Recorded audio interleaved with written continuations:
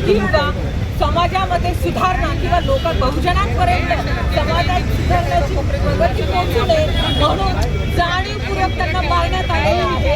अशाच प्रकारे समाजात समाजधोरक म्हणून उभे राहते, त्यांचा चेहऱ्यावर येण्याचा प्रयत्न करत त्यांना हे गोविंद पानसरे म्हणून मारून टाकण्याचा जर प्रयत्न करत असेल तर त्यांचे हा प्रयत्न निष्फळ जाणार आहे।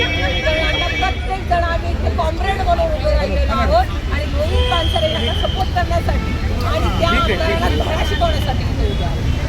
ठीक आहे जेव्हा असलेलं षडयंत्र जर पुस्तक 1988 साली लिहिलेलं आहे, ह्या आमदाराचं वय तेव्हा काय होतं, हा आमदार स्वतः त्यावेळी चड्डीत असावा कदाचित। अशा वेळी असताना आमदारांनी पुस्तक वाचलेलं नाही, एक चकार शब्द वाचलेला नाही आहे। हा 9वी शिकलेला आमदार 1988 साली लिहिलेल्या पुस्तकाच्या संदर्भामध्ये आज जवळपास 22 एप्रिल 2026 रोजी बोलतोय, हा अत्यंत खेददायक गोष्ट आहे।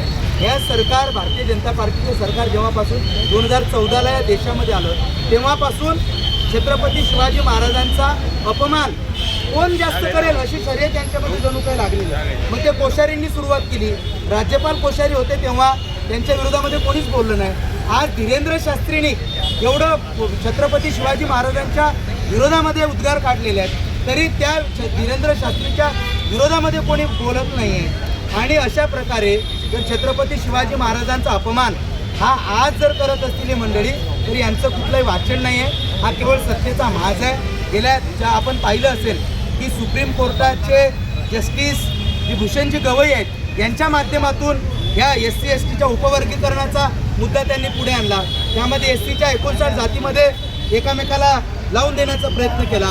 त्यानंतर OBC आणि मराठा यांच्यामध्ये वाद लावण्याचा प्रयत्न केला, धनगर आणि आदिवासी यांच्यामध्ये वाद लावण्याचा प्रयत्न केला आणि आता बहुजनांमध्ये वाद लावण्याचा प्रकार आहे। कारण छत्रपती शिवाजी महाराज हे बहुजन प्रतिपालक आहेत, त्यामुळे यांनी कधी मांडलं नाही। तो असं पण म्हणतोय त्या वाक्यामध्ये त्या प्रकाशकांना, तू काय ब्राह्मण आहेस का, अरे तू कोण विचारणार असं, तो कोण आहे?